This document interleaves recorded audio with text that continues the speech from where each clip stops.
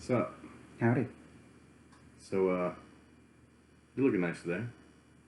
You to do something different with your hair? Hey, what's talking to me? No, I was talking to them. No. It just makes me feel not special, when you do things like that. So pretty.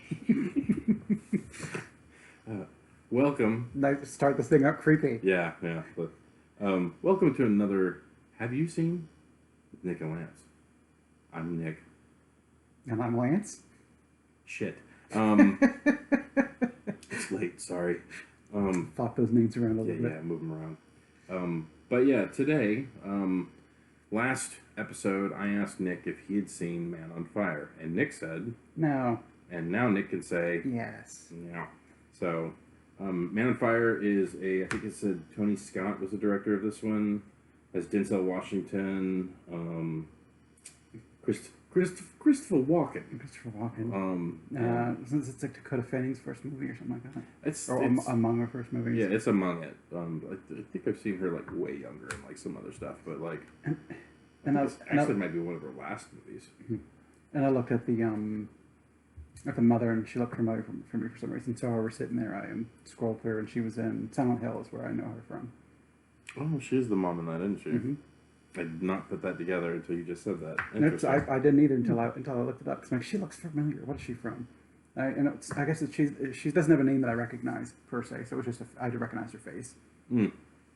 So and it also had Mickey Rourke. Yeah, Mickey Rourke, but he's like in there. A tiny little bit. And then I don't know the guy's name, but in the new James Bond movies, the detective that was like talking to the reporter, like he's. I think seen an Interpol guy or something like that. Yeah, I've seen him in a few things here and there. Okay.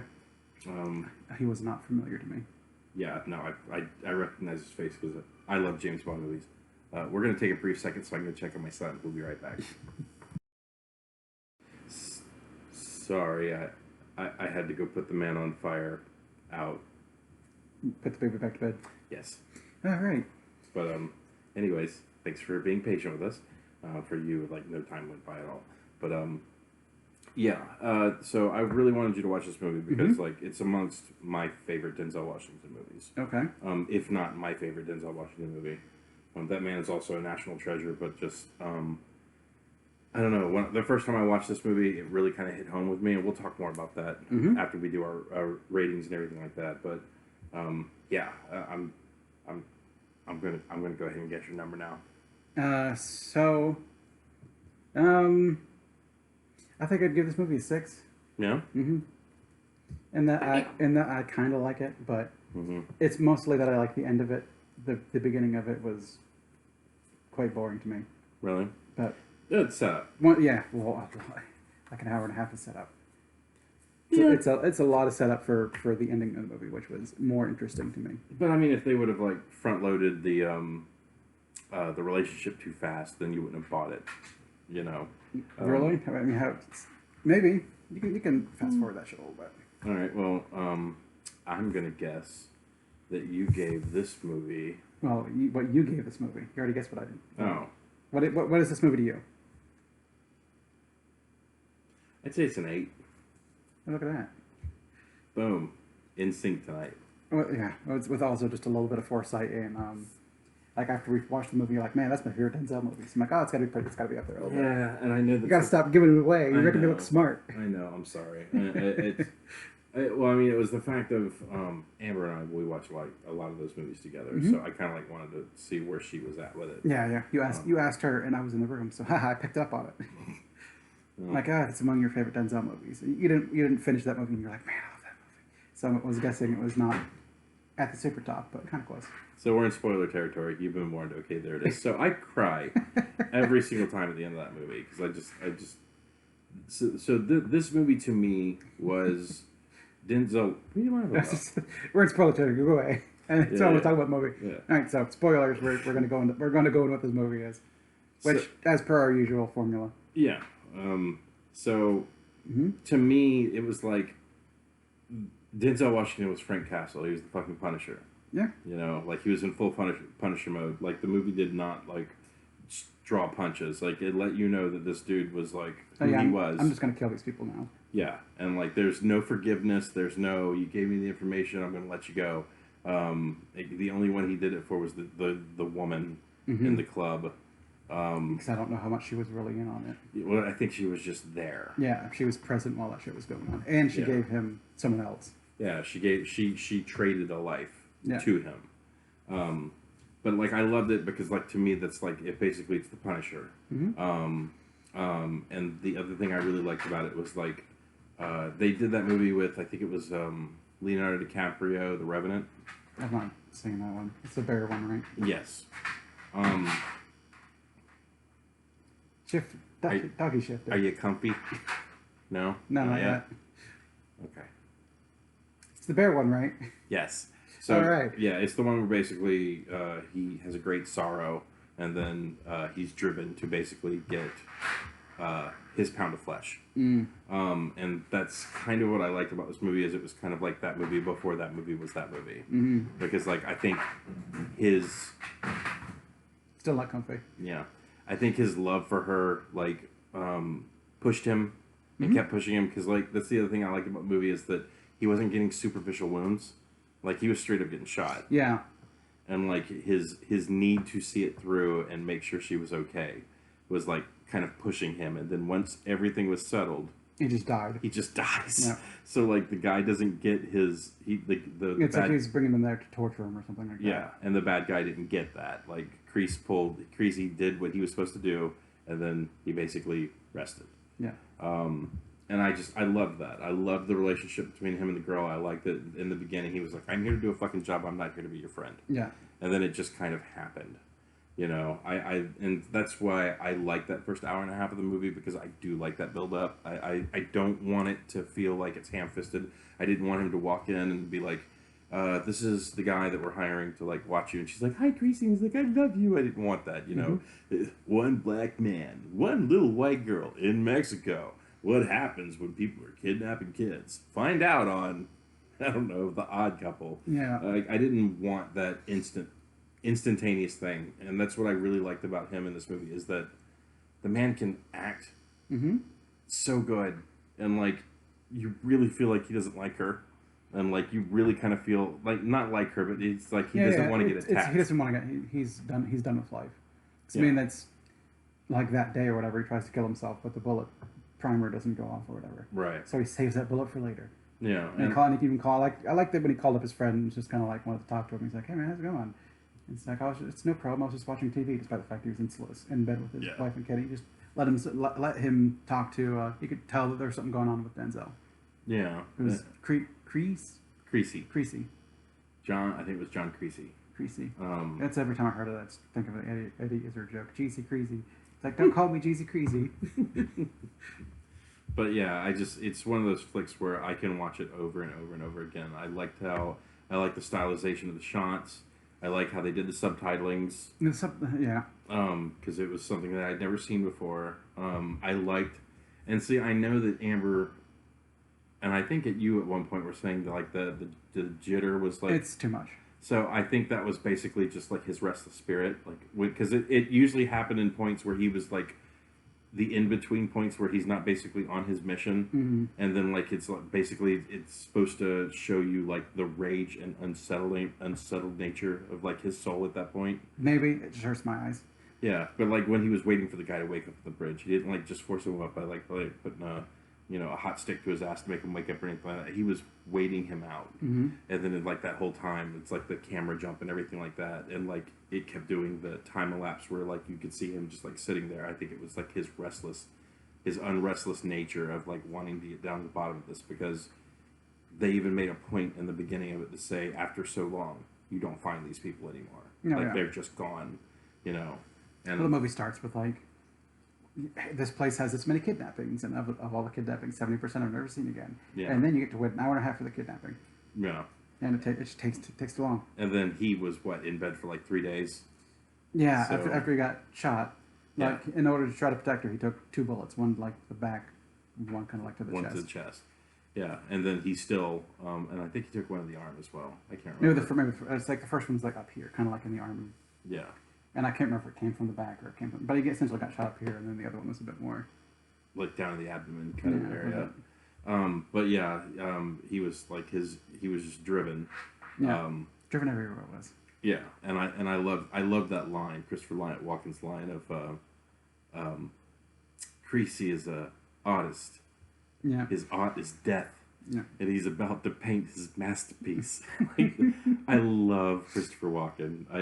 I hope one day he doesn't get like outed as some kind of fucking like super bigot or something like that, because I love the man. I think he's great. But yeah, like tell me some of your thoughts about it. So, like I said, I mean, I kind of like that they built it up, and that's when it got more interesting. When it was just him being woe on himself, and it's just kind of dragging the fucking shit out. Like the first hour or whatever it is too long. You can build up relationships with people in 30 minutes, in 45 minutes. It doesn't need to be an hour and a half or whatever. So that part takes a bit too long. And then once it's kind of like him on a mission, that's a bit more interesting to me. Where he's kind of like talking to some of like the reporter and like the Interpol guy, and he's like, give me this information. She's like, what are you gonna do with them? I'm gonna murder all these motherfuckers. And it's kind of like, okay, cool. Like we've been going after these people for a long time. Yeah, get him off the street for us, please.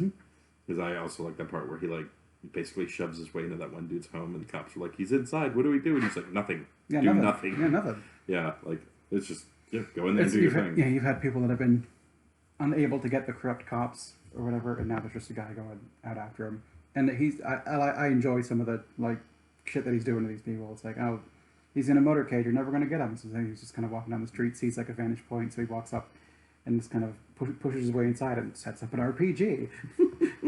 Then once they're driving down the road, he just blows up the front car and then kind of goes down and in the chaos and starts shooting and throwing a grenade at people, and just kind of gets the guy who was supposedly untouchable, puts a brick of C4 up his ass. Yeah, that was great. So it's kind of like, you got 5 minutes to live. You better start talking to me. He's like, I gave you everything. What are you gonna do? Dang, bye. They were being merciful at that point, because it's like C4, a detonator, this goes up your ass, and I was like, we're not gonna watch him put it up his ass, are we? And he's like, that's what's in your ass right now. I was like, thank God, thank God he already prepped that. But yeah, I can see what you're saying about the beginning of the movie, but it's like I felt like it needed time to develop that relationship between him and the little girl, because like I really like the fact that when she's like trying to like fact find about him, he's like, shut this shit down. I'm paid to protect you. I'm not here to be your friend. Maybe, but I think you could have got some of that. Like, Christopher Walken was fun. I don't think his part was needed. So you could have cut all the shit out at the beginning with him meeting up or something like that, and you could have cut out a lot of that shit out and maybe shorten it up a little bit.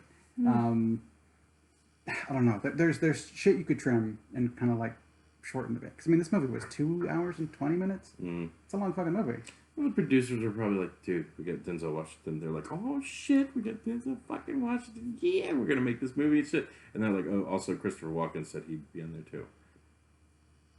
We wanted him to be the John Kreese, but now we got Denzel Washington, so now we got to write a part for him too, which is not the way it was. But you had Christopher Walken just kind of there to talk up Kreese, which I don't know if we necessarily need. Because I mean, like when you compared it to other movies like Taken, he's got a scene with his friends where they're kind of like, hey man, you find some work being whatever, and he's like, oh, you should come with us and do this guarding gig or whatever, and you kind of get a brief sense for what it is. And at least it's his daughter that gets kidnapped, so he has a short track of like, you don't need to explain why the man cares for his daughter, duh.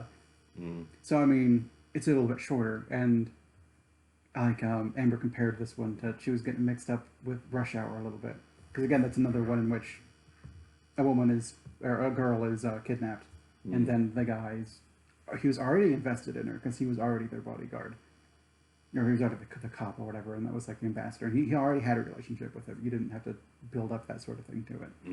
Thank God Christopher Walken didn't touch a black man's radio. Thank God that didn't happen in this movie. That confused me when she said that. No, I got what she was talking about, because I could see it there too, where it's just kind of another movie in which a kid gets kidnapped. Yeah, well, I think we covered it in many videos, like basically Hollywood. Yeah, we're out of ideas. Yeah. and we have to get really fucking weird now. No, I was still waiting for Chris Tucker and Christopher Walken to sing War. Good God, y'all. What is it good for? Absolutely nothing. Say it again. But yeah, I don't know. Of all of the Denzel, and I'm sure there's some, like I remember y'all said Bone Collector tonight. That was a good movie.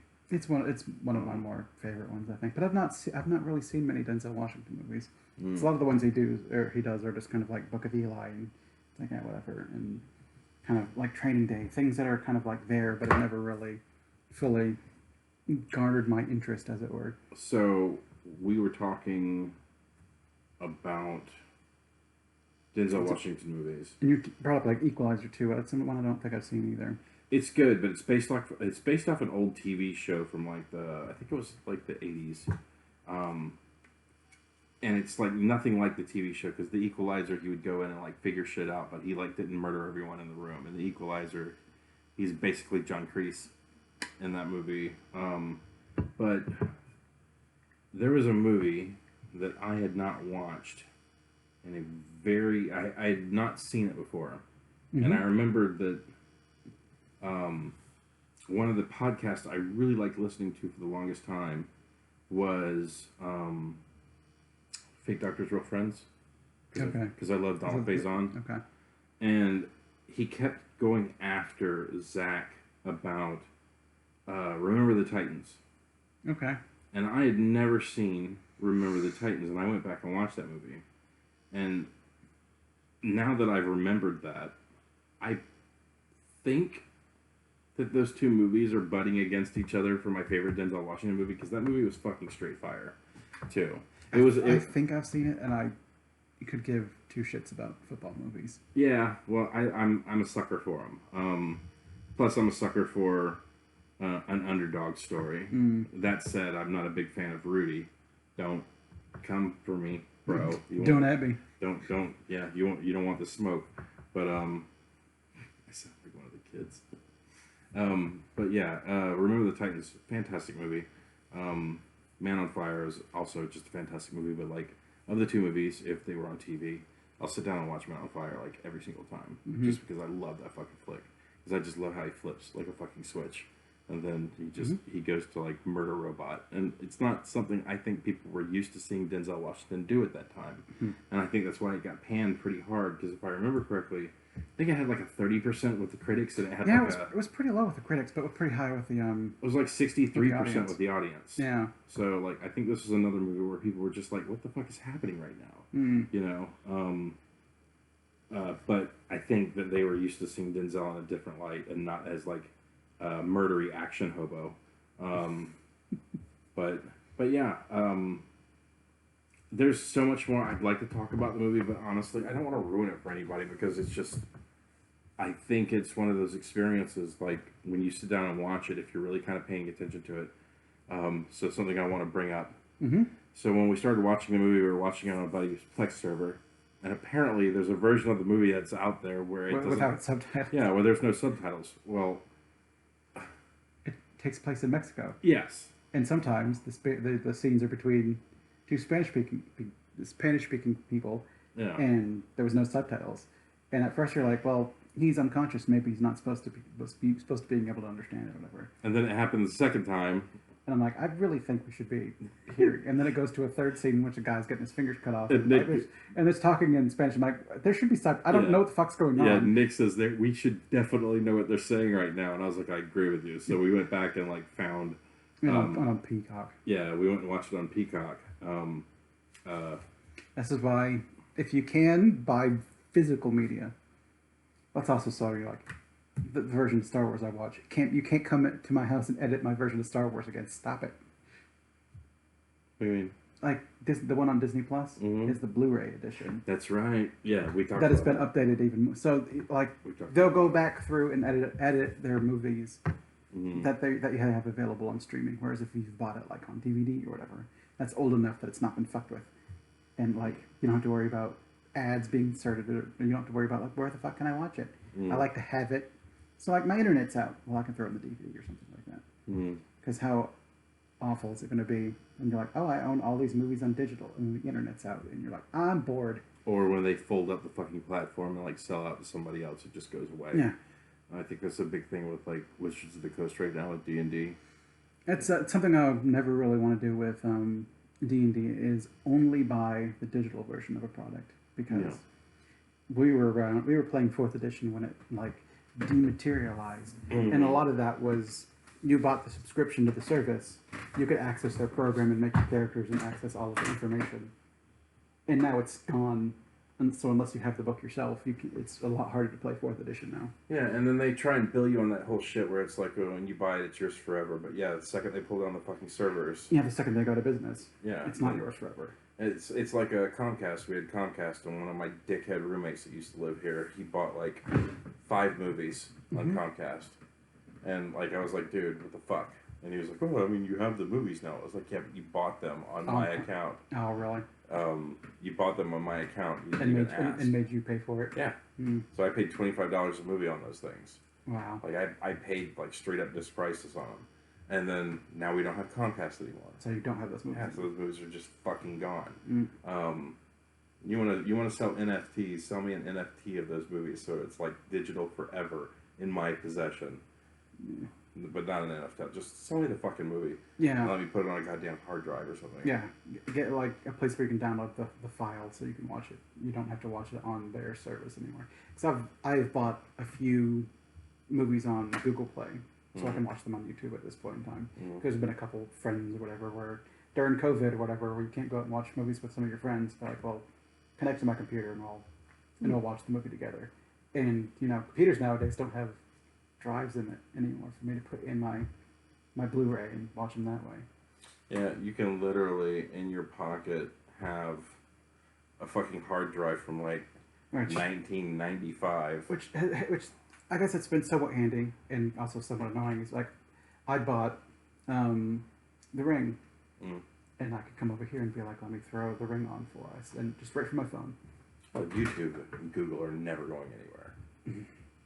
I hope so. That's why I've chosen to invest in some digital movies there, and also because they were somewhat cheap.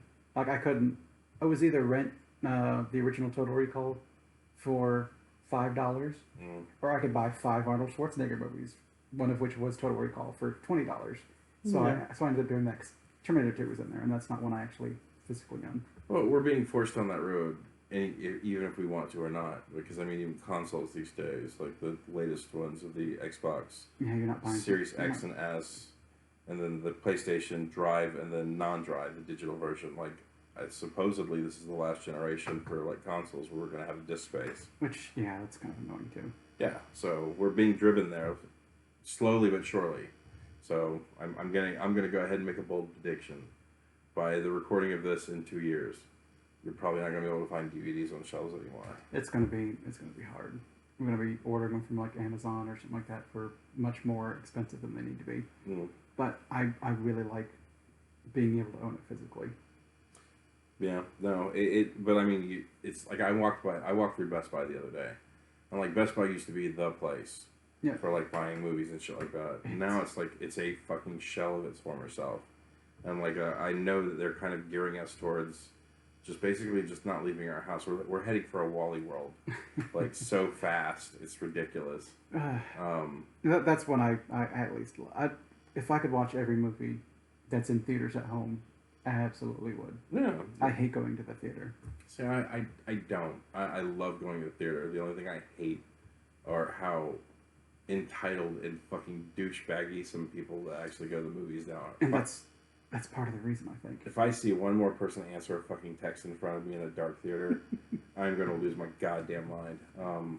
Because there's that, but there's also I'm old. I like being able to pause a movie and go get a snack or go piss or whatever. And I had to do that during like Alita in the theater, and I'm like, well, fuck, now I gotta see this movie again. I tried to go during a lull, but did I go during a lull? I don't know. Did you pull up that website? No. Well, you mean in the middle of the movie, pull up my phone and search through a thing when's the best time to piss during a movie? No. No, you're supposed to look at it like beforehand. I don't have to piss beforehand. And usually I can make through movies, but that one was stupid fucking long. For whatever reason. I'm drinking down a 32 ounce chili chugger like right before the movie. I don't. I always get like this. There used to be a small size in theaters. Now the smallest you can get is medium. Because I used to go and get just like enough to make it through a movie. Mm. I didn't need the fucking gigantic drink that are expensive as shit. I just want like a little drink, so like occasionally I can just kind of wet my whistle. Dude, the best thing that's ever happened to me in movie theaters is when they put the fucking ice machines and turned them out so I can go back as many times as I want. Now, the objective is when I go to the movies, I like to get there like 5-10 minutes early, like sit down in my seat, settle in, and then I will blast through one icy so I can go and fill that fucker up before Oh previews. God, no. Oh no, it's the best. I love it. Because those things are expensive as fuck. If I drink 2 ices. Yeah, it's not the icy part that's the problem. It's all that liquid before a movie part. Oh yeah, well, I got. Because then you have to stop or go take a break in the middle of the movie, and that's annoying. Like, whereas I'm at home, I can just watch my phone. Not that I really watch a lot of movies on my phone, but like my iPad, when it is close to me, is as big as my TV is across the. So like if you're like my TV is that big to me here versus my screen that's that big to me here. So technically the iPad is a little bit bigger. My iPad has 4 speakers in it. It sounds good. Yeah, I'm with David. Is it as good as a movie theater? No, it's never going to be as good as a movie theater. But you throw $10 fucking for just the movie, maybe $5 for their smallest fucking drink. Now it's $15 in. If I could just rent it for $5. So last time I went to the theaters, we paid the $25 for the 2 tickets. Went inside, got drinks, and then when we went inside, I blasted out the icy. And then on the way back to get the refill, I found a perfectly undamaged bag of popcorn, and I poured that shit in the trash can, and I took that bag up. You got a refill. I got a refill. And you still spent like $30 then. Yep, and I never caught COVID. Yep. So, because I'm cheap. But like spending like what was it, $8 on a bag of popcorn to me is like fucking ridiculous. I'm not even a huge fan of popcorn. It's okay. I don't like that all the kernels getting stuck everywhere. When they have real butter, it's good. But it's like they don't even sell you real butter. It's like hot butter powder. Yeah, it's like hot butter flavored grease now or something. It's not even really that good anymore.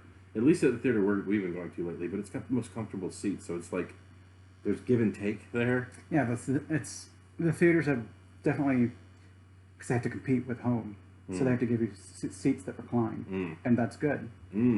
Definitely better than those little ones that would like, look, this is me uncomfortable, this is me comfortable, I'm comfortable. You have to go to the seat where they have the bars, so you can put your feet up on the bars and actually recline yourself a little bit. I used to love the rocking seats. But then I started. Sorry, I started talking about the recliners. Got me a little tired. But I used to love going to theaters that had like the rocking seats until like you get to the ones where it had the rocking seats for like a year and someone in front of you is rocking. It's like and like that's But like to me, well, you'd also got the people in front of you that put their feet up on. So now your rocking thing goes forward a bit because their feet up, and that doesn't rock anymore because there's feet back there. Yeah, that's true. If anybody dares put their fucking feet up on the back of my chair, like during a movie, I say something. Because then they're fucking like kicking my chair and moving me and shit. That no. Yeah. That's just rude. It's almost the... Rude people at a movie theater? Well, it's never. It's almost the equivalent of somebody on an airplane, like, taking off their shoes and putting their fucking feet on your armrest. Oh my god, who would take off their shoes and their socks on an airplane? Enough people that... Yeah, there's enough people. And they put their fucking feet up on your rest so you can see their gross-ass toes. Yeah, people are just... It's inconsiderate. Yes. And I could be away from inconsiderate people at home. Well, I think Mike Tyson said it best when he said a lot of you people have been enjoying being at home without the threat of being punched in the face or something like that. Something to that effect. But I don't want to say too much more about the movie because, I mean, honestly, I know you're not crazy about it. It got better the more it went on, and I could kind of like watching it. I'm like, if they don't get the kid with the girl back, this movie's a 5.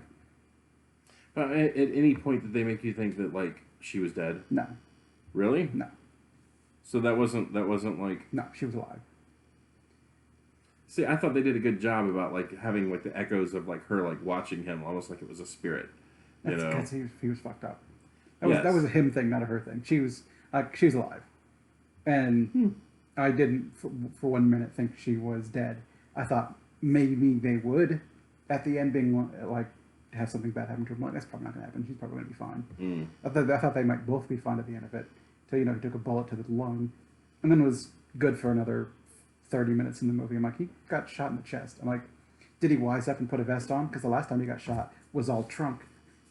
Yeah, no. But no, he didn't. No. He just took a bullet to the chest and was kind of like, I took a bullet to the chest. See, I was about to say something stupid. I was about to say, well, he was a man on a mission, but he was also on a budget. Then he had a fucking rocket-propelled grenade, too. So yeah, I think he had a couple RPGs. Yeah. And grenades. He had plenty. Yeah, and I like that old man's line. I think it was, the Lord, if you talk to the Lord, he forgives. And he's like, the conversation between the Lord is between him and who's talking to him. It's just my job to set up the meeting. Mm-hmm. I like that line, too. I thought that was good. So, I mean, the movie's all right. It's just slow, and then it's better. And it's kind of like, if at the end of the movie she's not okay, then all of this being for nothing was just going to upset me. And I would have given a lower rating, but she got back. But I mean, it would have been realer, you know? Yeah, maybe. To me, it's like, I don't like it when movies are... See, I don't know if it would have been realer, because, I mean, you got a girl back there, and we didn't get money for giving her back to the parents. Maybe their plan was to sell her off to some sort of trafficking ring or something like that. Yeah, I don't know, but it's... You figure they would have done that sooner than later, because, like, Kreese was on that mission for, like, multiple days. Yeah. He needed 3 days to basically heal. And then the guy was like, take me at my word, I'm a man of my word, and if you do this, I'll fucking kill her. And he had a lot of stick-to-itiveness when it came to that. So the first time I had watched the movie, when he was like, I'll give you the girl, and I was like, he's buying time. And it's like, what? Yeah, like, he's buying time.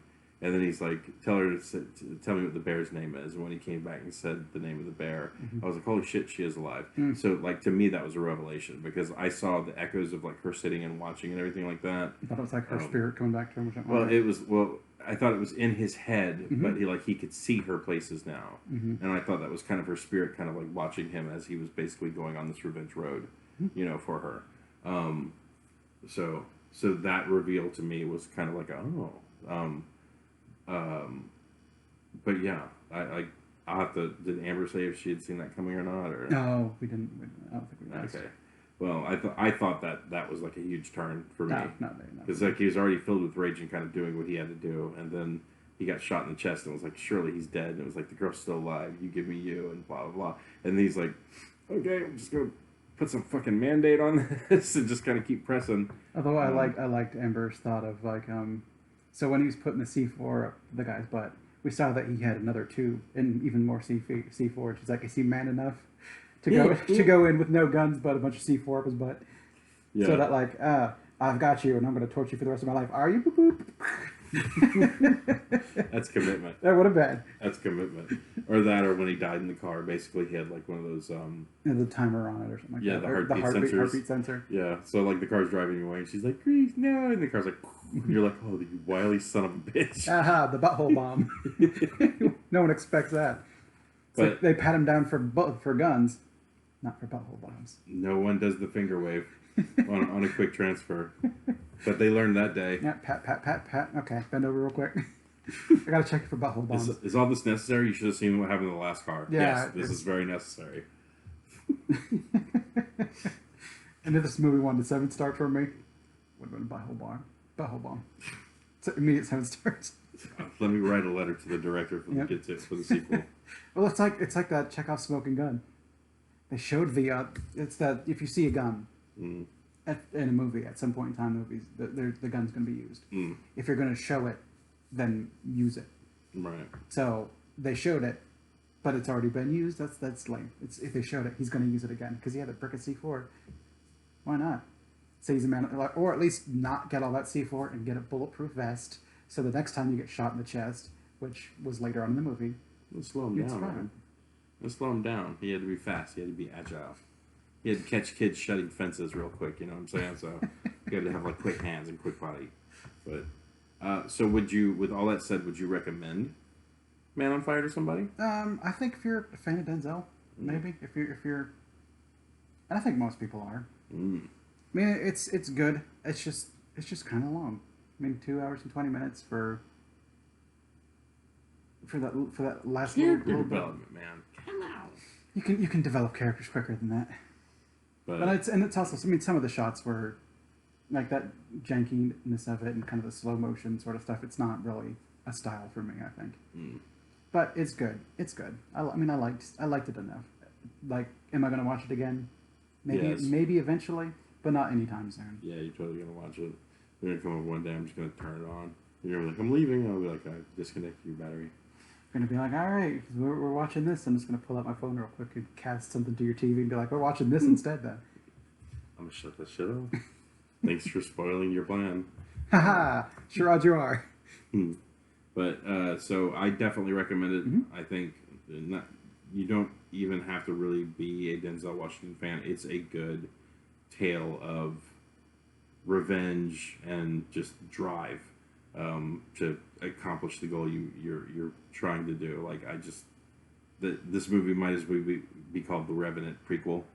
Because, like, that's what he was to me. That dude was fucking dead. And then he came back. Rage and sorrow brought him back to kill everybody in his wake. And that's the other thing is, like, I just love the no-nonsense. He wasn't pulling any punches. That's the fun part of the movie. Is once he just kind of gets unleashed and it's just killing people. Like, it's like, give me the information. It's like, I don't know it. Well, I don't believe you. There goes a finger. And the next time he says, I don't believe you, Ben. It's like, well, I believe you this time. Yeah. Now it's time to go to your next life. Yeah, that was so good. Yeah. Did you say bye to her? Well, now's your chance. Like, I fucking love those lines. I think they're great. But yeah, that's. All right. I don't have anything more to say. One hard recommend, one soft recommend. So, which leads, that's my turn to ask a question. Hey, Lance. Be easy on me. It'll be okay. Hey, Lance, have you seen Color Out of Space? What is that? Is that a Nicolas Cage movie? It is a Nicolas Cage movie, and also a Lovecraft movie. So we're going to be getting some Lovecraft. We're going to be getting some Nick Cage, and I will let you know the Nick Cage. It's not 11, but it is dialed up. Really? So we'll be getting some Nick Cage in it, and it's probably one we'll sit down together and watch. I think because that'll be more fun that way. All right, I'm down. All right. Well, since you said that, we're also going to probably be releasing a review. I think what me and you were planning on going to go see was the Burden of Massive Talent, Which might be out already. So it came out last week, and I was trying to talk Amber to going to the theater with me, but we were just too tired. Yeah. Now that it seems that my plate has opened up tomorrow, I might see if I can talk her into go see it tomorrow. But I also know that Fantastic Beasts is out, and I know she wants to go see that as well. I have a feeling by the time Color Out of Space comes out, we'll already have that one up on the channel. It's one I do because I want to go see Nick Cage being Nick Cage. Yeah. Oh yeah. No, I that movie looks so good. I can't wait to see it, and I love Pedro Pascal. I think he's great. In the last bits of this video, on a serious note, I just want to give a quick shout out to a friend of mine, Jeanette Brown. I found out today that her mother had passed away, and I just wanted to say, Jeanette, I know that you occasionally watch these videos. For anybody else that knows her, knows that she's a great woman, and that Mama Brown was like a fantastic, fantastic person. And this is very unfortunate that this happened, and I just wanted to send my love to you, and I hope everything's okay. But sorry to go on a downer there. Yeah. I'm sorry, but I just wanted to mention it because she's Jeanette and Mama Brown. They were fantastic people. And unfortunately, no one I've met, but condolences. Yeah, but tune back in to the next episode. And probably have another co-video next week, and then the week after, Color Out of Space. And then Doctor Strange coming out very soon. That one might be up on the channel already too. By this time of this video, yeah, probably. Yeah, most definitely. So this one's going up in early May. Something like that. We've got a nice little buffer now. Yeah, we've got some episodes built up so that we can start doing some new releases that are actually finally coming out in the theater that I am going to chance going to the theater for, because most of the time, like the Batman, like a month later it came out on a streaming service I already paid for, so why go to the theater to pay for it? Yeah. And be in the theater for 3 fucking hours when I can be sitting in my chair at the house for 3 fucking hours. Yeah, I didn't realize it was 3 hours when we went in there like that. I felt it. Really? I could feel that. I didn't feel it till the very end of the movie, and that's when it started getting me, because every time it would bring that music in, like the real downer music, I would think that was the end of the movie, and then the movie would keep kind of going. And then by the time they did that on like the third time, that's when I felt it and was like, I really have to pee. Yeah. But yeah, no, we're gonna be bringing out some more fun things for you here soon. I think we're talking about doing a Moon Knight episode. But if there's something that you want us to review, most likely we're already watching it. Just like put your thing in the comments, Yeah. and it might get out faster. Let us know more of stuff you might want us to watch, especially like new stuff to streaming. Because I mean, that's kind of like what our Co-Video series is about. It's just newer stuff that you can catch at your own house. Right. And that's the thing. Like when you go through the library of stuff, like if you notice there's something that we're kind of lacking on, because I know we've done like a handful of co-videos, which was the entire reason for us to like kind of start this channel. Well, it was a bit of both because it was a reason for us to start making each other watch movies. Because usually like, hey Lance, you should watch this movie. I'm like, yeah, okay. Well, I'm busy at work or whatever. Or, like shit gets in the way. Whereas at least us getting together on the weekend and sitting down for like 50 minutes or whatever to throw down and just flat out talk about a movie. It's a reason to like, Lance, watch fucking Josie and the Pussycats, and then you have to watch it. And you'll fine, watch Fright Night. Fine, I'll watch Fright Night. Such a good movie. It was good. I should make you watch House. The show? No, I'm not talking about Lucas House. There's like a show called House. I think it had like Robert Katz in it, the guy that was Greatest American Hero back in the day. I think it's got Mark. I don't know. Well, yeah. you're up next week, so or I'm not up gonna next make you watch next House. time, so you'll have at least a movie to watch. Don't make me watch series. Yeah, no, that's not gonna happen. But anyways, we've taken enough of your time, Yeah, thank you for joining us. and I really gotta go poo. Thank you for adding that. It's very important information. Bye, everybody.